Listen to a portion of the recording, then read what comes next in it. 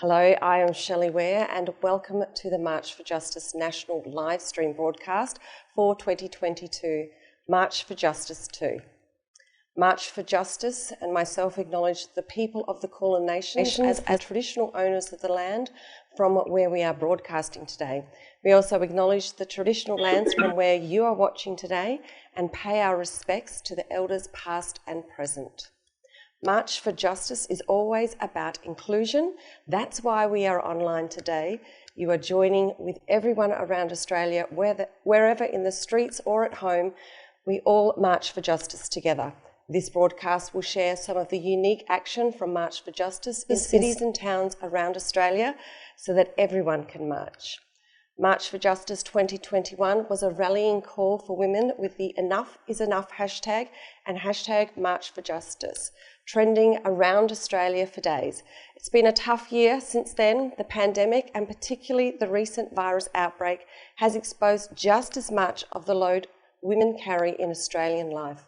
We've shouldered the worry for kids, for our elders, powered through the work of homeschooling and work from home, as well as shopping for those rats and masks. And women at the front line in the female-dominated healthcare and teaching workforces and the service sector dealing with the coronavirus at home and at work. The calls for change for a fair share for women are at the heart of March for Justice. Today's broadcast will bring you the action from the streets as well as the call for change. And the March for Justice in Melbourne is kicking off, so let's get onto the streets. Bronwyn Curry, who is the local organiser. Bronwyn, hello.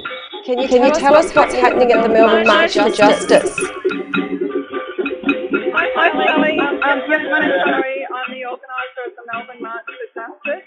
We just have walked up Bourke Street Mall, just an incredible moment with our amazing women carrying the banner, followed by artist Dan Fane with her incredible 30-metre long the lost petition with the names of women and children killed by gendered violence in this country. It's just an extraordinary event. You can see behind me there are just so many people, women who are demanding action from our federal government on women's safety and gendered violence in this country. Enough is enough, and women are out here expressing that. The mood is sombre, we're frustrated, we're angry, we've had enough. We've said everything that we could possibly say, and what we demand now is action. And with me is Janine Hendry, the incredible woman who started this movement with her amazing tweet a year ago. Over to you, Janine. Thanks, Bronwyn. It really is amazing out here, and it's fantastic to see so many women and, importantly, their allies coming out today. But I have to say it's a really somber day, particularly looking at the lost petition. It's pretty emotional. Reading the names of the women and the children who have lost to gendered violence. And it is amazing that there are so many women out here, but at the same time it's also really sad. It's like, how much more do we have to do to get change in this country? What is it that we actually have to do to get equality? We are more than half of the population, and yet we're abused, we're being assaulted, we're earning this money. What have we got to do to get equality enough so that we're not out here on a Sunday morning demanding it? It's 2022, for goodness sake. It's time. We've had enough. 100%, Janine. We have absolutely had enough. This is an amazing event. We're still in a pandemic. This event was largely symbolic. We know we had this event online so that it was more inclusive and even more people could be involved than there were last year. We've lit up the map of Australia. It's been absolutely phenomenal. My enormous gratitude to the women and allies that have turned up today and carried this extraordinary petition by artist Dan Fane to the steps of Parliament. We've marched from the court precincts of Melbourne through to the steps of Parliament, symbolically the institutions that let women down in this country. So we're here once again to demand our federal government, enough is enough. We've said everything that needs to be said. It's time for action. Thank you. Marie Coleman is the founding member of the National Foundation for Australian Women. She has some words for us as we commence today's March for Justice. Hi, I'm Mari Coleman from the National Foundation for Australian Women. We're very supportive of the March for Justice. We're very much understanding of all of the concerns, whether it's First Nations women and their problems, whether it's the fighters against sex abuse in the workplace or in domestic settings. These are all extremely important issues. We're very concerned, however, to make the point that unless we actually go for real structural change, we run the risk once more that we'll get government responses to these problems which only deal with surface approaches, at the best, yet another multi-million-dollar advertising campaign. I would urge everybody to take a very close interest in how the government responds to these claims and just what is put forward as actual policies by both major parties in the coming election, as well as whatever government does in the budget. Unless we see serious problems and then measures in the budget which are going to actually deal with our problems of sexual discrimination in the workplace, of problems with First Nations women's housing. God knows we can solve First Nations housing problems if we really put our minds to it. There has to be solid effort, commitment, and dollars put behind doing things that will really change women's lives in their homes, in their workplaces, and in their schools. Trans people, particularly trans women, are also part of this picture of violence based on gender. I spoke earlier today to Sarah Alice Allcroft, one of the March for Justice advisors. Sarah Alice is a theologian and lay preacher, and she's transgender. I wanted to ask her about the March for Justice emphasis on inclusion, particularly on transgender people. Sarah Alice, good to have you on the broadcast. Transgender school students and athletes have been in the news these past 2 weeks. What do you think the proposed changes to laws and policies say about our community? I think it really comes down to two things. It says a lot about conservatism that's trying to chip away at human rights, as well as the politicians who were not only prepared to move forward with legislating them, but also the politicians who were prepared to use vulnerable people as a political football. What it says about the community, though, is that there are so many amazing people who stood up and called out this exercise in hatred for what it was. The last thing we want to happen is for our country to turn into Texas, where being transgender has now become a crime. Yeah, that gave me goosebumps just when you said it. So why do you think there is that fear in certain areas? Honestly, I think it comes down to conservative groups, Christian or otherwise, realising that the best way to attack the queer community as a whole is to go for the weakest part of it. And as Martin Niles of the Australian Christian Lobby pointed out, that happens to be the transgender cohort. It makes it easier to demonise a whole group of people if a lot of the people you were trying to convince don't actually have connections with them in their lives. Yeah, so true. So how do we as a community overcome that fear?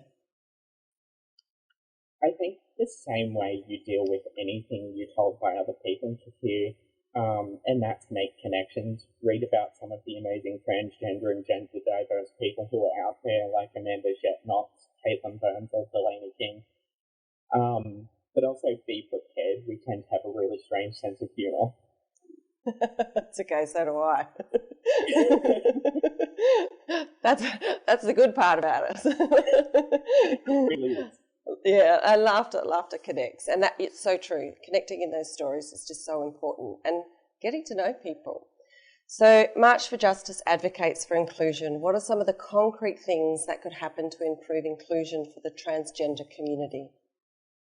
I think for starters, we need to understand that we're all human, and that when we fight for the right to safety for women, we do it for all women and non-binary people, regardless of skin colour, ethnicity, or sexuality.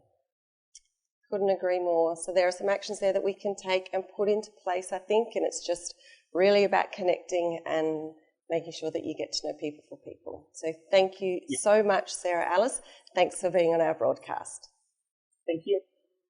We've got some footage in the background here from where women called for action on law reform on sexual assault for the changes to workplace laws so that a woman won't be harassed or assaulted at work, and for women's tax dollars to be spent on things that matter to women.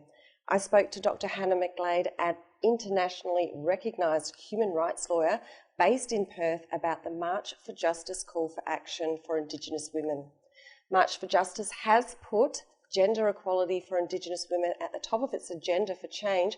Why has March for Justice chosen to do that, Dr Hannah? This is a real commitment from MFJ to Aboriginal women's equality, to safety, to human rights. And we know that Aboriginal women experience the highest rates of violence and victimisation in Australia, and that this is driven by both race and gender, by racism and sexism in Australia particularly. So MFJ is standing in solidarity with Aboriginal women to say this has to be front and centre. You mentioned the legal system. The issues of legal reform also feature in the March for Justice agenda for change.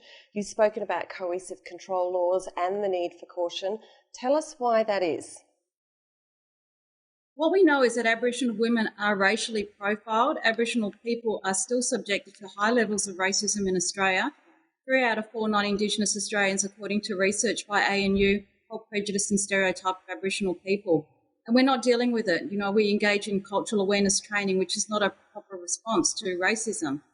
So we have to look at this issue of the treatment of Aboriginal women by the legal system, which is punitive, racist, and can actually be deadly, as was the case in Miss Do and many other Aboriginal women who have died in custody when they shouldn't have been there in the first place. There's been a study of the homicide victims in Queensland over a certain time frame, and over half of them had been previously identified as the perpetrator, so Aboriginal women. So that's the lens that Aboriginal women are still seen with in this country today, which is very dangerous. It certainly is very dangerous. So what is it that you want people to take away from March for Justice today? Well, I'm here to support working respectfully, walking with non-Indigenous women. We want to see that commitment to us. We want to change this country for all women. This can't be a movement that's really just for white women, middle-class women. There's got to be a true sisterhood and solidarity that has to extend fully to Aboriginal women who are experiencing very grave human rights abuse, who are losing their lives. And, you know, sadly, the racism is often coming from white women, and we really need to address this now. Thank you so much, Dr Hannah. Thank you. Well, let's bring it back into the studio with March for Justice advisor Hanan, Ibrahim and Melanie Eagle. Hanan and Melanie, welcome. It's so wonderful to have you both here. Melanie, we'll be with you first. You've been a leader in the local government as the youngest female mayor of St Kilda and the inaugural chair of Respect Victoria, and have been active in women's issues for many, many years. Do you think we are seeing a new interest in feminism and gender equality? Thank you. I think I've experienced it in waves. So if you go back, as you say, to local government decades ago, because when you're as old as me, it's literally decades ago. And still then it was a shock to the senior male town clerk and city engineer to have a young woman say, well, it's not going to be chairman anymore, it's just going to be chair, and how about we have a diversity committee, etc. And then, you know, perhaps a decade later, I was working at the Equal Opportunity Commission at the first Systemic Initiatives Officer. Now, I'm not saying this is about me, but these are illustrations of waves of change. Subsequent to that, there was work in Victoria with earlier reforms about family violence and sexual assault that led to changes in the court system and police response. And I was a bit part of that, along with others. And most recently, we saw the Royal Commission into Family Violence, and that led to Respect Victoria, which I was the first chair of. And we've seen the new gender equality legislation in Victoria. So there's been waves. And all of these built upon the earlier work that's gone around the globe for generations, really, of people fighting. So true. But tragically, we're seeing that people are still having to assert themselves, and those voices are seen as, querulous and too demanding, just asking for equality when that should already be there. Yeah. So you mentioned frustration, and you've been seeing what is coming through on the live feed. We are having some technical difficulties, but we're getting some of it, so please bear with us. It's a different March for Justice this year without the focus on Parliament House in Canberra, spread out and diverse. What do you think is the means for this year and into the future? Of course, it doesn't help when you have floods and, other tragic events, northern part. And we've seen in Melbourne our capacity to be able to get people out, which is inspiring still. I think there's a degree of kind of entrenched frustration, and how do we give voice to that, and is it digitally? Will it be in the ballot box in just a few months' time? Because I think no matter what happens at the elections, this frustration's not going to go away, and people are really expecting change. There's been solid reports that are referenced on our website, and clear asks, and this sound logic behind what should be occurring, and people are pretty committed to it having to change. For sure. Now, Hanan, bringing you into the discussion now, you're a trailblazer yourself, the first Muslim woman in a hijab signed to an agency in Australia.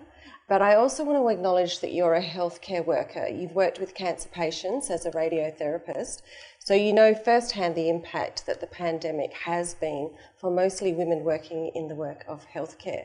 So I want to ask you about that. You were in Melbourne during the long lockdowns, and there's been a lot of talk about the additional burden on women who've shouldered from the pandemic, the work that we've shouldered from the pandemic. What do you think the pandemic has shown us about women's role in Australian society? That women are overworked and undervalued, but we've already known this. I think what the pandemic taught us is that the systems that are upheld in our society have failed us.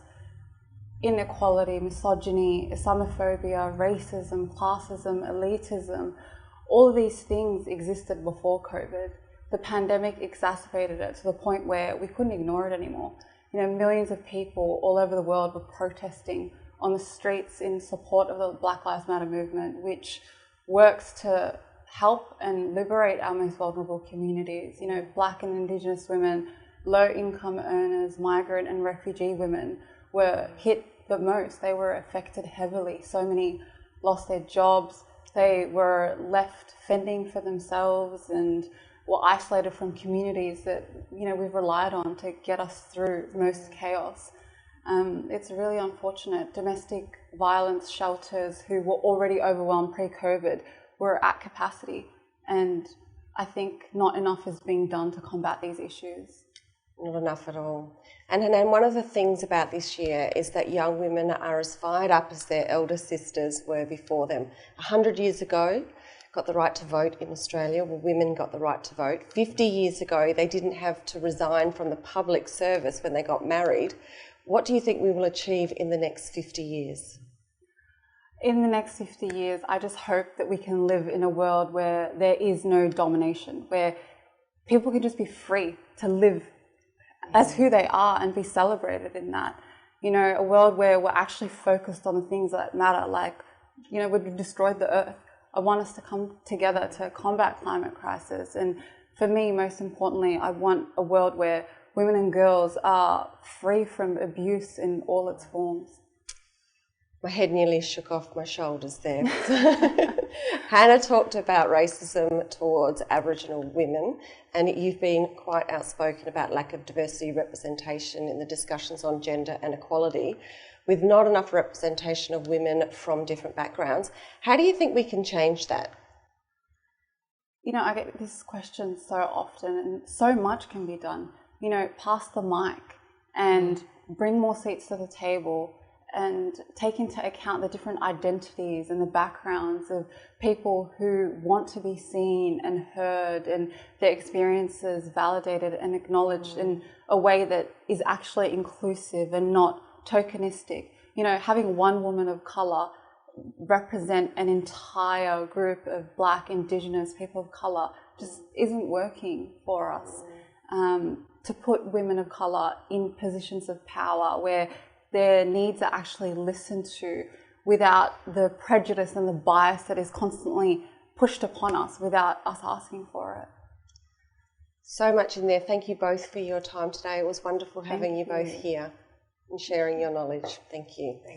So we've got an update from Brisbane. Shay, is it too unsafe with the weather there today? What have you seen? Where I am here in the Botanical Gardens, this is about as close to Soundshell Hill as we can get, which is the location for our amazing event for this event. So we are safe where we are, but quite a lot of people really aren't. And in fact, we actually can't get home at the moment because we're cut off. So, but that's a story that's being repeated all around Southeast Queensland. We're very much in monsoon season right now. We're the North Queensland Women's Legal Service. We're joining the Hear Me, See Me, Act, March for Justice campaign to be a voice for women's rights in Australia, particularly here in the North. The uncertainty around COVID earlier this year caused us to reconsider hosting a march.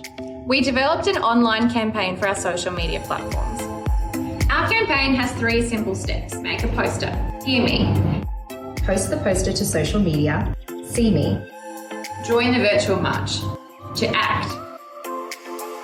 We are inviting over 1,000 of our followers, 80% of whom are women, and organisational leaders who are making an impact in our community.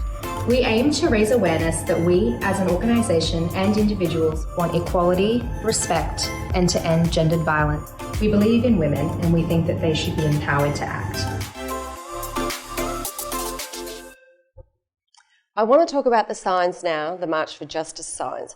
We saw them last year and again this year. There is just so much creativity out there, and I talked to Mary Delahunty, the co-founder and director of Her Place and the Australian Women's Museum, about the signs. Mary, the protest signs have been a real highlight of the march as women look to show how they really feel about what's happening in Australia. Who can forget some of those iconic images from Parliament House and the simple hands signs made for injustice? So very powerful. And the museum has plans to actually hold an exhibit that includes the signs from March for Justice. Why are they so important? Oh, they're really important, Shelley, because women have fallen through the cracks of history, haven't they? Mm-hmm. We've got museums all over the country, but where are the women's stories front and centre? So a few years ago, a few of us set up a women's museum, the first in Australia. It's called Her Place Women's Museum Australia. We now have a home in East Melbourne. So we are preparing an exhibition which is called Her Voice or Her Voices. And it's looking at the waves of Australian women's activism, throughout our very short history. And we want this march to be part of that, a central part of that exhibition. Melanie earlier was talking about the waves of activism in Victoria. And of course, this exhibition, which will feature in our exhibition, but the exhibition we're planning is going right back to the suffragettes, right back to the 1898 Great Petition, where women demanded the vote. They said, we need the vote. We're not being cut out of the action. We want the vote. We're going to get the vote. And they had thousands signing the petition. There was no online, there was no internet, there was no social media. It was shoe leather and it was pencils. So then you move up to the 50s, 60s, 70s, particularly the 60s and 70s, and women's liberation. Fantastic era. I mean, that's when I came to understand the great injustice that women today are still feeling on their skin. That's why they're out today, in bad weather, in good weather. The world's a bit shaky with Ukraine, but women are saying, we want change, and we're demanding that change. And I guess the next part of the waves of activism was in the 80s, the series of legislation particularly led by the late, great Susan Ryan, equal opportunity legislation, for example. And then we come full circle to the March for Justice over the years now. Yeah. And you can see women out there with their banners, with our posters, with our videos, and they are clever, they are funny, they are pointed, they are powerful. We want you all to send them to Her Place Women's Museum, 210 Clarendon Street, East Melbourne, or go on our website, herplacemuseum.com, and find out how you can get that material to us. So do you think you're going to be inundated with signs? Well, I hope so. I do. Because it is history. You know, the men have written the history for too long. Women, as I said, have fallen through the cracks of history. Now we want our voices recorded the way we presented ourselves, with our demands not filtered, not edited, not toned down. So if they're angry, if they're funny, if they're powerful, the great theme is that there is a chilling consistency in saying, we've had enough of this, yes. We've had enough, and we want it to stop, and we will be part of that change. I think you're going to be very inundated. Everyone will get behind that for sure. So thank you, and I look forward to seeing the exhibition. My name is Vicky Wellgrave, and I'm a proud Adjumant woman from the Northern Flinders Ranges of South Australia. We are here today for the March for Justice in Adelaide, South Australia. Women from all across the country are standing strong together, coming together, voicing their voices to be heard, to have gender equality, and to also stand up to violence against women. We have had enough. It is time for change. It is time to make some noise for everyone across Australia. Women and men need to be part of the solution if we are to make this and do this together. Gender violence takes all of us to have a say. It takes all of us to do the hard work, and it takes all of us to end gender inequality. To have gender equality, we all need to come together, talk up, walk together, speak together, and be part of the solution. That's the only way we will end violence against women. I thank each and every one of the women that have made a significant contribution, in particular Brittany Higgins and Grace Tame. We thank you and we hear you. We also acknowledge all the other groups that do go through violence, and that's Aboriginal and Torres Strait Islander women, that's LGBTQI, women with disabilities, young people, children. We hear each and every one of you, culturally and linguistic and diverse women. We hear you. We want to be a voice to make Australia a better place for women and children. Thank you. Hi, I'm Romany and I'm a victim survivor, and I'm supporting the March for Justice for myself and for those who can't. The national plan has to be more coherent and to be more easily understood by the general public, more accessible and written in plain English. We need proper targets so we can measure whether we are making a real difference, as we've failed to see a significant and sustained reduction in violence against women and their children in the prior 12 years, following the first national plan.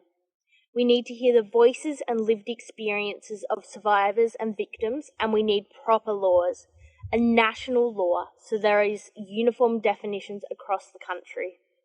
We need better access to proper support services for victims and survivors of all forms of violence against women and their children.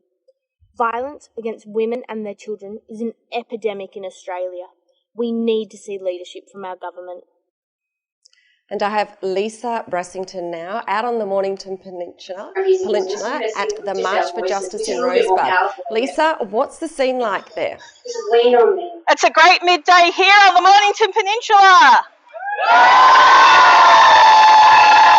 We're just winding up. We've been going for 2 hours.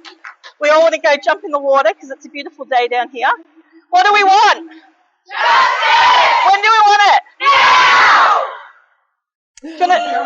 Absolutely wonderful. What are the main concerns for women on the Mornington Peninsula?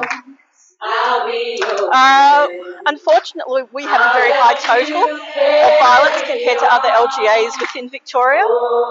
Our Woman of the Year, our local government Woman of the Year, has a new Women's Justice and Violence Prevention program. So check it out. But we have a lot of concerns from Indigenous through to access to services for those who aren't able to, through to rainbow family violence. So we all come together today to stand for one, to stand for all, and justice for everyone. Lisa, love your work. We'll let you get back to the march. I'm not going on there in Rosebud. Everyone's going this way. Thank you. And now we go to Amelia French, who is marching in Melbourne. Amelia, you're a lawyer, and many female lawyers and powerful male judges have been in the news in the past weeks. It's great to hear the voice of a female lawyer at the march today. Why are you marching? We're here because I want my friends, my sisters and my colleagues to know that they can rely on me to listen to them and walk with them. And Amelia, who is marching with you today? My sisters, my friends, and I also want to let my colleagues who are also lawyers to know that the Attorney General's Department has just released the survey to have everyone to have their say on the Respect at Work report. There's some remaining recommendations that still have not been implemented, and I would like everyone to get on there and put their thoughts in on the survey. Thank you, Amelia. That's fantastic. Thank you for that bit of advice on what to do next. You take care and enjoy the rest of the march. Thank you. Hello, James. You're out on the streets in Melbourne.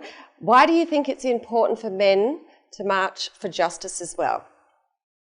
Well, hello. Yes, it's wonderful to be with you. I'm personally marching today with my family, with my mum, and with all of the women here in Melbourne who have gathered here today, as well as a lot of other men and allies as well. And I think it's important for men to be at events like this because feminism is all about equality, and we're not going to be able to achieve the aims of the March for Justice, and we're not going to be able to achieve equality in society unless we all contribute positively towards it, unless we all make noise and strive for action together.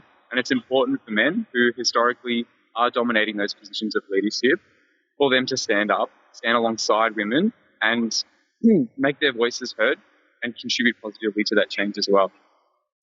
Thank you. Thank you so much, and thank you for standing by women and making the words and the wisdom that you've just shared with us, and hopefully lots of other men pick that up too and take on your words. So thank you. Absolutely. No, not a problem. Thank you for having me on. It is a fierce day on the Gold Coast, so we had to cancel our event, unfortunately, for our March for Justice Gold Coast.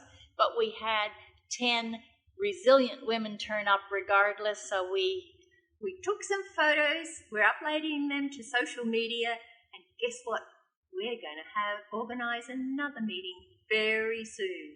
So, stop violence against women and don't smile at misogynists.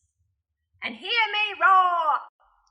March for Justice wants action for Indigenous women on funding for domestic and family violence prevention and support services changes to the way courts handle cases involving women and violence, and real change to the way our taxes are spent so that it benefits women and men. It's time to listen to women.